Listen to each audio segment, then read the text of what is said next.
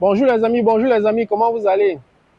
Bon, c'est vrai que j'ai dit qu'il n'y aura pas trop de vidéos en français dans cette chaîne, mais j'ai reçu beaucoup de notes, d'emails, de gens qui se plaignaient que bon, vraiment là, c'est pas sérieux, tu as des abonnés francophones, il faut penser à faire des vidéos en français. Bon, je n'ai pas envie d'ouvrir une deuxième chaîne. Ce que je vais faire, c'est que je vais souvent alterner entre vidéos en français et vidéos en anglais. Je ne sais pas si YouTube va accepter ça, si les algorithmes vont accepter ça. Peut-être ça va réduire mon nombre de vues parce que YouTube serait un peu confus sur le fond de mes vidéos. Mais bon, le plus important, c'est qu'on satisfasse ceux qui sont déjà là. Alors, donc, vous aurez souvent certaines vidéos en français, certaines vidéos en anglais. Les vidéos qui seront en français, je vais mettre des titres en français. Vous saurez que cette vidéo est en français. Et les vidéos en anglais, je vais mettre des titres en anglais. Vous saurez que la vidéo est en anglais. Alors, pour cette vidéo, peut-être pour cette première vidéo inédite, je vais essayer de discuter un peu sur comment réussir son expatriation, pas aux Philippines, mais en général, quand vous pensez sortir, aller dans un pays étranger, quelles, quelles sont les choses primordiales qu'il faudra savoir avant de vous expatrier? Je vais prendre par exemple pour référence les Philippines, mais ça peut s'étendre sur beaucoup d'autres pays. En l'occurrence, je ne sais pas, le Japon, la France, peu importe où vous allez. Bon, généralement, hein, si on vient dans le contexte africain, quand les gens s'expatrient, souvent, c'est plus par difficulté de vie, les moyens financiers et tout dans leur pays d'origine. Donc, on cherche des moyens de vie meilleurs. Mais moi, je vais même aller jusqu'à dire, même si vous vous en sortez où vous êtes, apprenez à sortir de votre pays, apprenez à voyager, apprenez à vous installer dans d'autres pays et revenez peut-être après 2, 3, 4, 5 ans. La raison pour laquelle, c'est simplement parce que même pour développer votre pays, pour développer votre environnement, vous devez aller voir comment ça se passe ailleurs, voir comment les méthodes sont employées ailleurs et ramener ça chez vous. Je sais que certains panafricains ou bien certains panafricains nouvelle génération ont souvent tendance à dire non, il faut rentrer en Afrique, tout se passe en Afrique, ça se passe à la maison et tout ça là. Mais ce qu'il faut savoir, c'est que les plus grandes puissances qui sont développées aujourd'hui sont développées en allant chercher les connaissances à l'extérieur. On a pour preuve la Chine. Certains pays, même comme les États-Unis, le Japon, qui sont développés aujourd'hui, à un moment donné, c'était des concurrents. Le Japon est sorti, ils sont allés conquérir certains territoires et en conquérant certains territoires, ils ont appris des techniques là-bas, ils ont découvert des choses qu'ils ont ramenées chez eux aussi, bien qu'en gardant leur tradition. C'est pareil pour la France et beaucoup d'autres pays du monde que je ne vais pas vous enseigner ici. Donc l'Afrique est pratiquement le seul pays qui n'a pas vraiment été conquérant dans le sens où ils sortent de leur territoire pour aller prendre d'autres territoires ou alors conquérir d'autres territoires. Et en conquérant, on essaie d'apprendre de ces territoires. Donc, si aujourd'hui on a beaucoup de jeunes qui essaient de sortir, moi je trouve qu'il faut plutôt les encourager.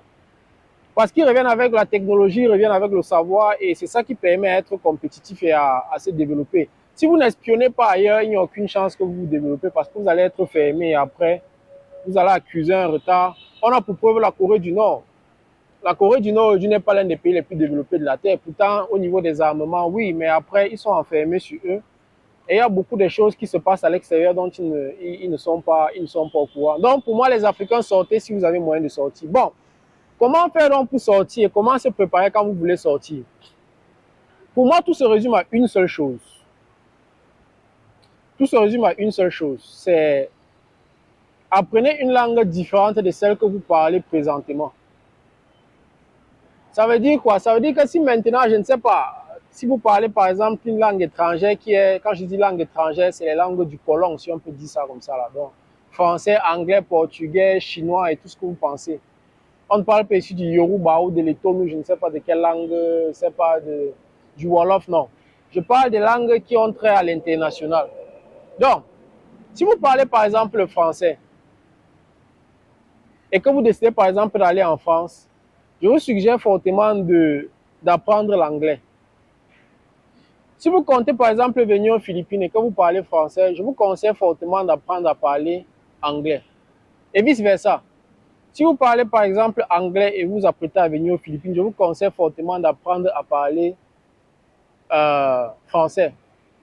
Maintenant, ça ne se limite pas à ces deux langues. On peut étendre ça au Japon. Si vous allez au Japon et vous parlez par exemple français, je vous conseillerais d'apprendre la langue locale qui est le japonais. Pourquoi je vous demande d'apprendre une langue autre que celle que vous parlez? Parce que c'est l'un des moyens les plus sûrs. C'est l'un des moyens les plus sûrs, pratiquement à 80 à 90%, de déjà être compétitif dans le pays où vous allez, de trouver déjà un emploi dans le pays où vous allez, d'être déjà presque sûr que vous allez pouvoir exercer un métier dans le pays où vous allez. Vous voyez que là, je ne parle pas d'être un expert en médecine, un ingénieur, un informaticien, je ne sais pas, un mathématicien, non. Juste 2 langues. Celle que vous parlez maintenant, maîtrisez-la. Essayez de maîtriser la langue qui est parlée dans le pays où vous allez. Si je prends l'exemple des Philippines, il y a beaucoup de personnes qui vont vous dire qu'il n'y a pas d'emploi aux Philippines, les Philippines c'est un pays pauvre, c'est compliqué ici et tout. C'est vrai, ce n'est pas un pays développé, bon, c'est un pays en voie de développement. Encore même quand on dit voie de développement, on peut mettre les guillemets, ils sont pratiquement développés. Hein. Mais beaucoup de personnes vont vous dire à l'extérieur, non, il n'y a pas d'emploi là-bas, qu'est-ce que vous allez faire là-bas? Il n'y a pas d'emploi pour des anglophones. Simplement pour les anglophones, ce sera difficile. Du moins, s'il y a des emplois, mais il faudra mettre beaucoup d'argent pour pouvoir trouver quelque chose qui va vous permettre de gagner votre vie. Ça veut dire qu'il va falloir faire des business.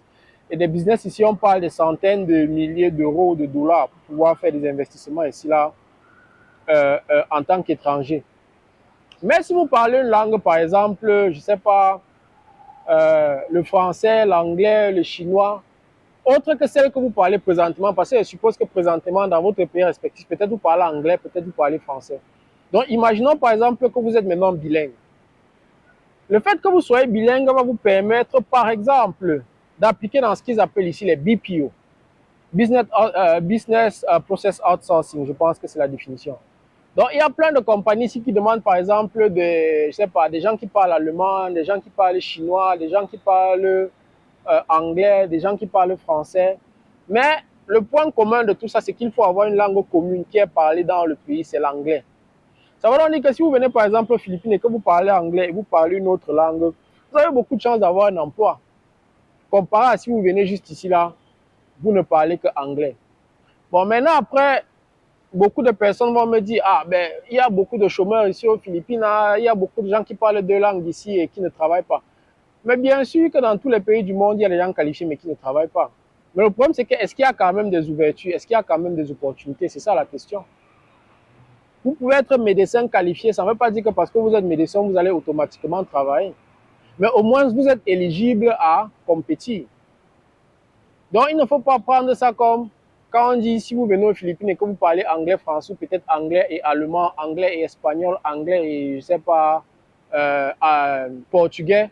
Ça veut dire que vous ne pouvez pas chômer, vous allez trouver le travail rapidement, mais c'est faux. Ce n'est pas ce que je suis en train de dire. Je suis en train de dire que vous êtes éligible à la compétition. Mais quand vous ne parlez qu'anglais, vous n'êtes même pas éligible à la compétition. Un ingénieur en pont et chaussée, un ingénieur en mathématiques, un ingénieur en peu importe ce que vous voulez, il vient aux Philippines, il aille en France, il aille dans n'importe quel pays, il y a des chances qu'il chôme.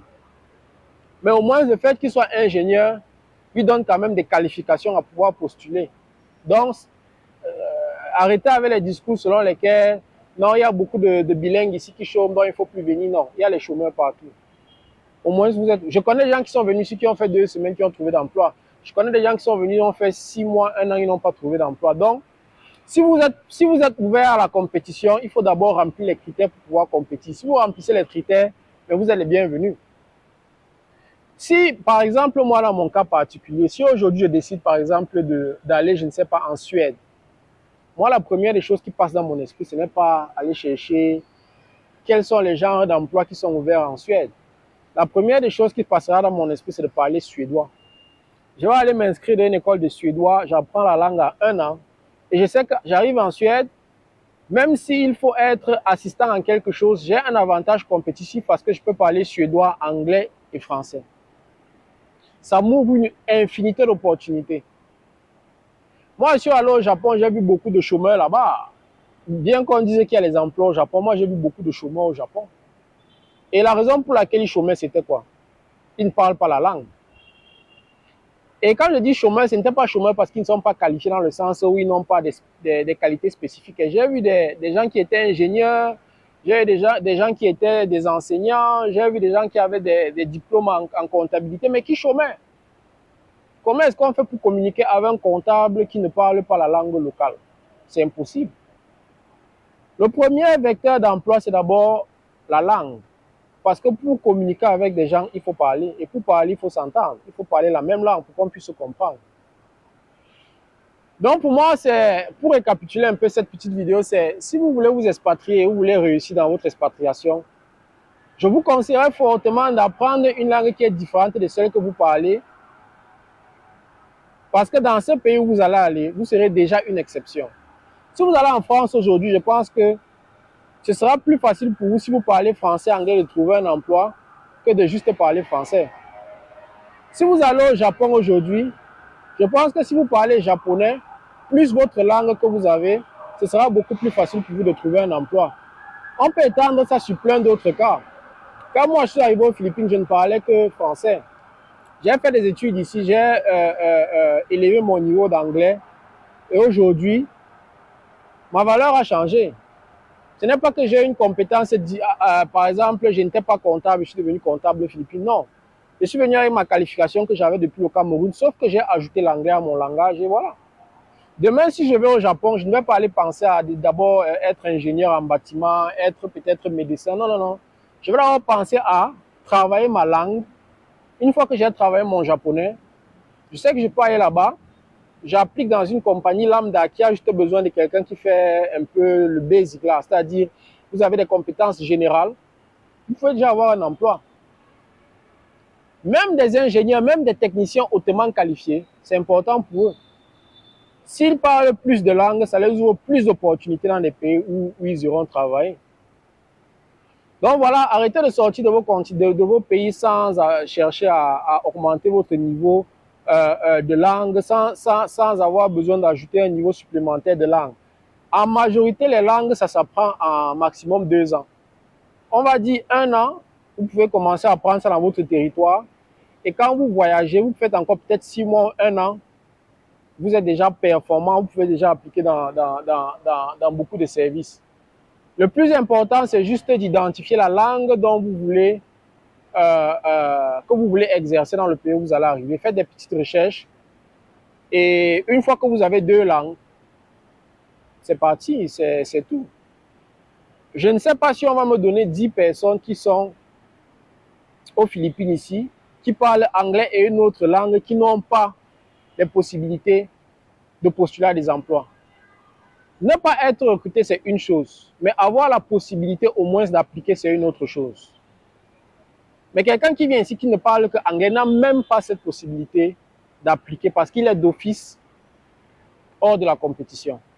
Mais le simple fait que vous venez vous dites, je parle anglais et portugais, je parle anglais et chinois, je parle anglais et japonais, je parle anglais et quelque chose, vous êtes déjà éligible à la compétition. Maintenant, comme dans toute compétition, vous pouvez travailler, vous pouvez chômer, c'est possible. Ce n'est pas garanti. Dans tous les pays du monde, il y a des ingénieurs qui chôment, il y a des médecins qui chôment. Donc, ce n'est pas une exception sur ceux qui parlent la langue. Donc voilà, j'espère que cette petite vidéo va vous aider un peu à savoir exactement l'une des choses principales que vous avez besoin pour pouvoir vous expatrier. Ou alors, la chose la plus importante quand vous devez vous expatrier. Maintenant, après, on peut élargir ça sur d'autres points, mais je pense que le point central quand vous décidez de sortir de votre pays, c'est apprenez une deuxième langue. On va essayer de faire un peu plus de vidéos comme ça où on parle entre nous de manière relax. Je donne des petits conseils que moi j'ai de mon expérience à l'extérieur. Plus de 13 ans à l'extérieur, je pense quand même que j'ai appris un peu. Et voilà, moi je fais partie de ceux qui encouragent les Africains à s'expatrier, à sortir, à découvrir parce que c'est la combinaison de tout ça qui peut-être avec le temps vont aussi contribuer à l'élévation de l'Afrique en général. Hein. Pour moi, il n'y a pas de formule selon laquelle non, il faut rester là-bas, ça se passe en Afrique. Non, non, non, non, non. Tous les pays du monde se développent avec la combinaison de tout. Ceux qui sont là-bas et ceux qui sont à l'extérieur. Bon, voilà, si vous avez des questions, n'hésitez pas à poser. Si vous avez d'autres suggestions, une autre manière de voir l'expatriation ou alors l'une des choses les plus importantes selon vous, laissez ça en commentaire et à la prochaine vidéo. Bibala.